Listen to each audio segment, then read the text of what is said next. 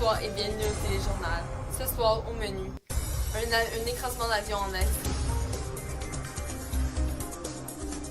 30 morts en Ukraine et une signature importante de Barack Obama. Sans oublier l'histoire de la religion sikh et un reportage touchant d'une famille sikh.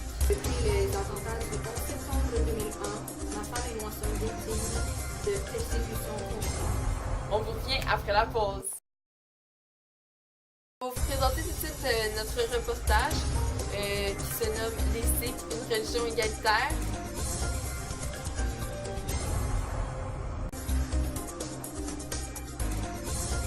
Donc, la religion sikh est une religion monothéiste. 80% des pratiquants sont situés au Pendjab et il y en a aussi dans la région de Delhi. En Inde, il y a 20 millions de pratiquants, ce qui représente 2% de la population indienne. Bonjour tout le monde, je me présente, je suis Mograb et voici ma femme Malaya. Depuis les attentats du 11 septembre 2001, ma femme et moi sommes victimes de persécutions constantes.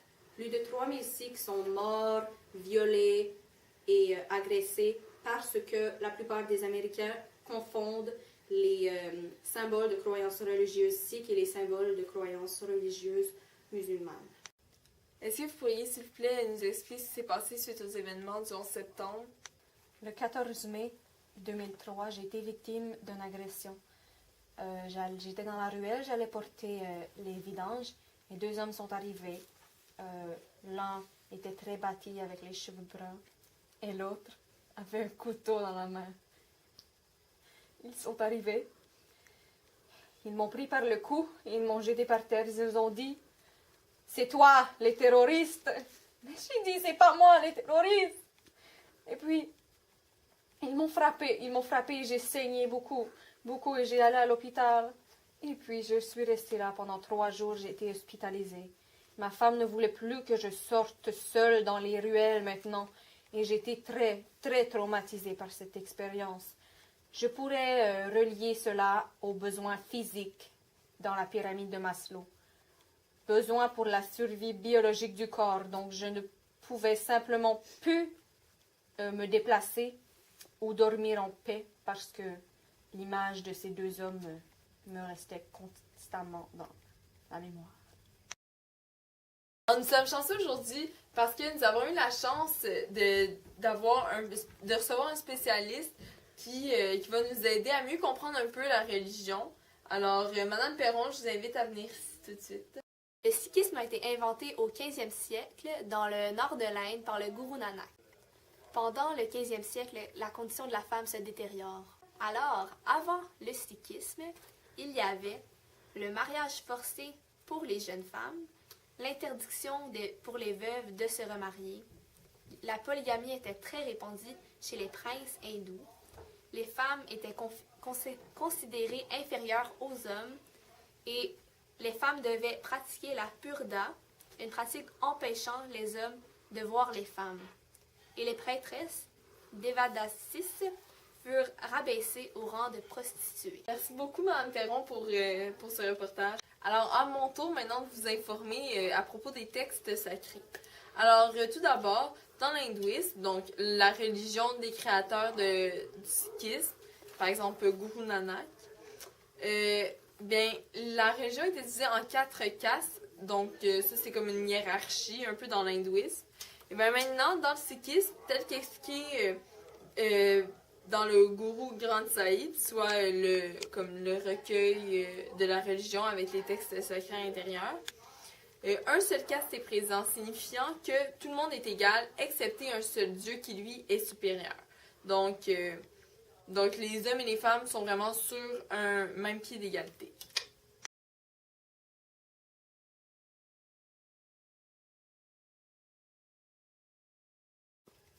De plus, dans le Guru Granth Sahib, on vénère beaucoup la femme et on lui doit beaucoup de respect.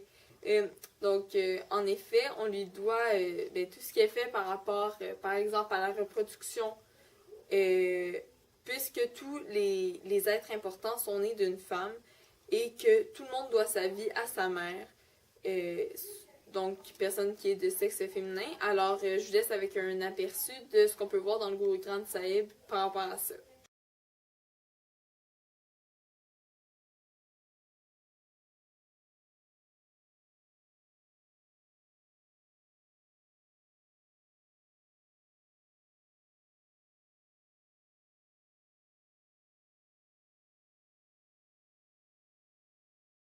C'est important de souligner que les femmes sont égales aux hommes dans les congrégations religieuses, donc elles ont les mêmes droits que les hommes là-dedans.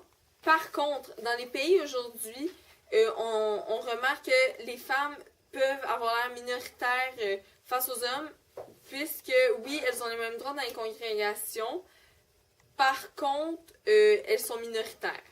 Voici l'article dans le Guru Granth qui montre ça.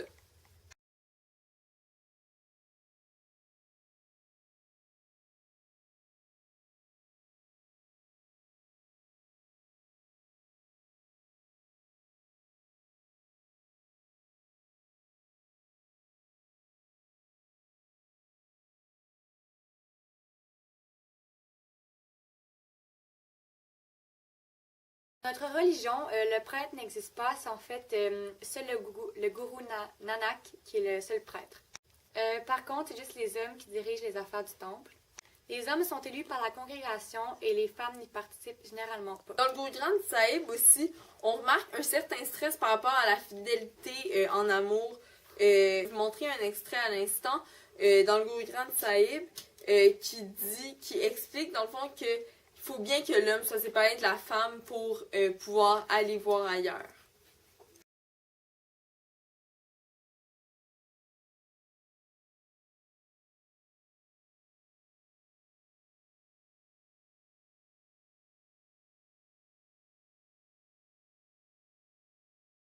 De plus, le gourou Amar Das, comme décrit dans le Guru Granth Sahib, donc l'article Guru Amar Das Varsuri, page 787, il a décidé d'abolir le rituel hindou, le sati.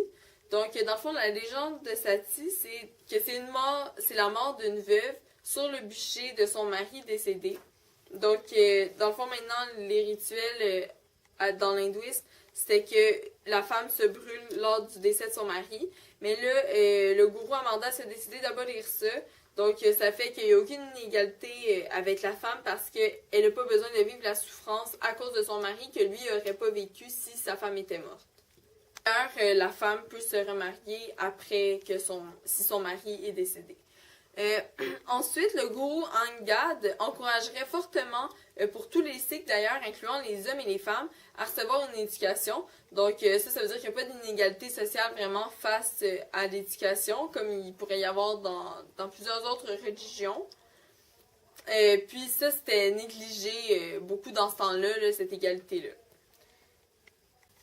De plus, comme le dit Guru Amar Das dans le Guru Granth Sahib, les personnes mariées, dans le fond, c'est comme une âme divisée dans deux corps. Donc ça prouve que le mariage est vraiment un travail d'équipe qui est séparé dans deux corps, mais comme dont les rôles sont vraiment égaux, donc la femme est aucunement inférieure à l'homme. Finalement, le rituel de dot a été aboli, parce qu'il y avait ce rituel-là dans l'hindouisme, il a été aboli par le gourou Kamdas, et on va regarder l'extrait qui raconte qu'est-ce qu'il y a eu à dire là-dessus dans le Guru Granth Sahib.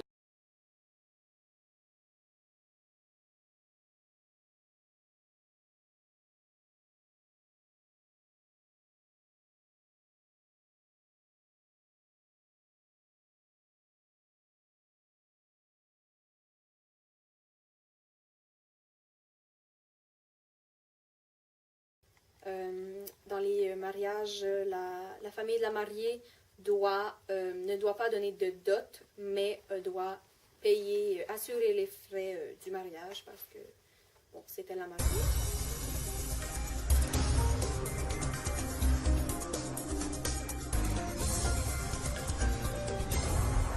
Bonjour, je vais vous parler de mon histoire, l'histoire de moi et ma femme, Malaya. Nous habitions avant en Inde. Nous étions mariés, nous étions heureux, mais il faut avouer que la condition des femmes était médiocre. Moi et Malaya, nous nous sommes rencontrés dans le Pendjab en Inde. Nous avons décidé de se marier par amour. Parce qu'il faut dire que oui, au Pendjab, en Inde, la condition des femmes est horrible. Beaucoup de crimes sexuels, de mariages arrangés. C'est assez dur. Les femmes ne pouvaient pas participer aux rituels religieux. Les crimes sexuels envers les femmes sont courants et il y a les mariages arrangés parce que l'histoire de l'Inde, les castes, dans le fond, ça respecté par les femmes et c'est encore comme ça de nos jours, on reste dans la tradition. Ouais. D'après moi, la cause de cet écart est beaucoup liée à la tradition hindoue et son système de caste qui reste toujours ancré dans la tradition sikh en Inde. C'est pour ça que les femmes sont moins bien traitées là-bas. L'avortement sélectif des filles est très, très, très présent en Inde et surtout au Pendjab où les Sikhs sont très, très concentrés. Alors, dans le sikhisme, les femmes ont autant droit à l'accès à l'éducation que les hommes. Par contre, en Inde, à cause des castes dans lesquelles les hindous sont nés, ça peut leur empêcher d'avoir le droit à l'éducation. L'âge légal en Inde pour se marier est de 17 ans pour les filles et de 23 ans pour les hommes. Les hommes se considèrent encore comme les chefs en Inde.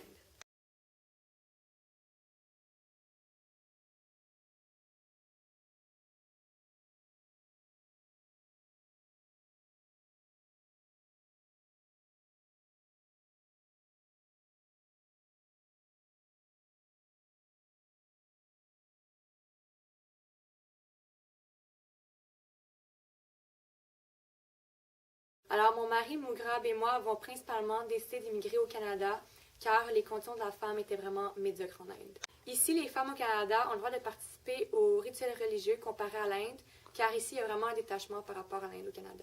Ici, les hommes et les femmes ont le droit de vote et il n'y a surtout pas de mariage arrangé. Chez les femmes sikhs, nous avons le droit de s'exprimer librement. Les hommes et les femmes sikhs vont à la même place au paradis parce qu'il n'y a pas de caste là-bas.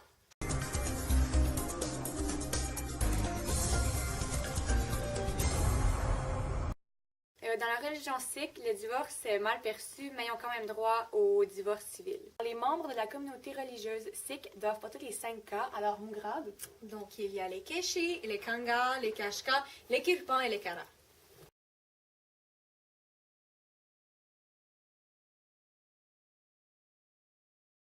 Alors, j'aimerais dire un gros merci à mes collaborateurs Malaya et Mougrab.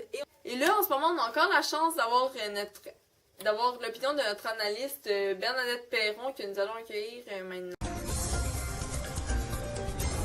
Le sikhisme, le succès d'un homme est lié directement à l'amour et au soutien de sa femme. Donc, il a besoin de cet amour-là pour se sentir complet et en sécurité. Aussi, dans le sikhisme, la naissance d'une fille n'est pas une malchance comme on pourrait le retrouver dans plusieurs religions. Alors, merci beaucoup pour votre écoute et on se revoit demain pour un nouveau reportage.